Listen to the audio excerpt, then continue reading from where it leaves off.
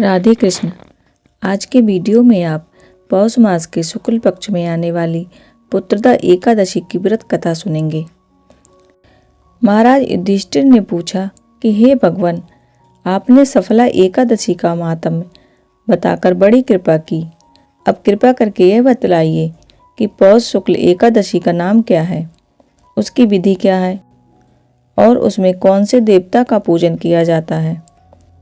भक्त वत्सल भगवान श्री कृष्ण बोले कि हे राजन, इस एकादशी का नाम पुत्रदा एकादशी है। इसमें श्री नारायण भगवान की पूजा की जाती है।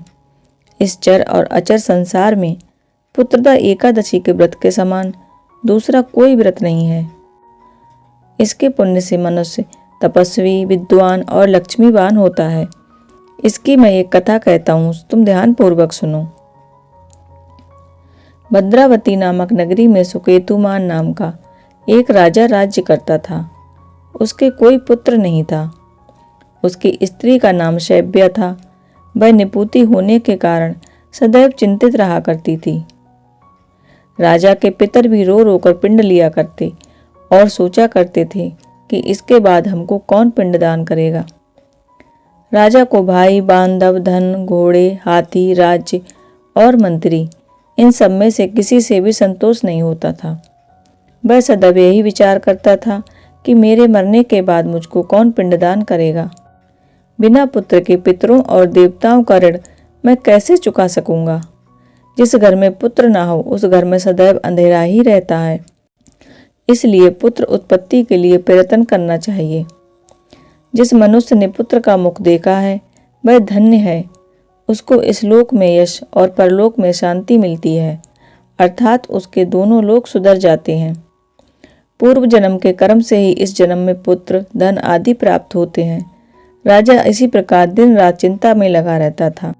एक समय तो राजा ने अपने शरीर को त्याग देने का निश्चय किया, परंतु आत्मघात को महान पाप समझकर उसने ऐसा नहीं किया। एक दिन राजा ऐसा ही विचार करता हुआ अपने घोड़े पर चढ़कर वन को चल दिया तथा पक्षियों और वृक्षों को देखने लगा। उसने देखा कि वन में मृग, व्याघ्र, सूअर, सिंह, बंदर, सर्प आदि सब भ्रमण कर रहे हैं। हाथी अपने बच्चों और हथनियों के बीच घूम रहा है। इस वन में कहीं तो गीदड़ अपने कर्कश स्वर में बोल रहे हैं, कहीं उल्लू ध्वनि कर रहे हैं। वन के दृश्यों को देखकर राजा सोच विचार में लग गया। इसी प्रकार आधा दिन बीत गया। वह सोचने लगा कि मैंने कई यज्ञ किए, ब्राह्मणों को स्वादिष्ट भोजन से तृप्त किया, फिर भी मुझको दुख प्राप्त हुआ, ऐसा क्यों। राजा प्यास के मारे अत्यंत दुखी हो गया और पानी की तलाश में इधर उधर फिरने लगा। थोड़ी दूरी पर राजा ने एक सरोवर देखा। उस सरोवर में कमल खिले थे तथा सारस, हंस, मगरमच्छ आदि विहार कर रहे थे।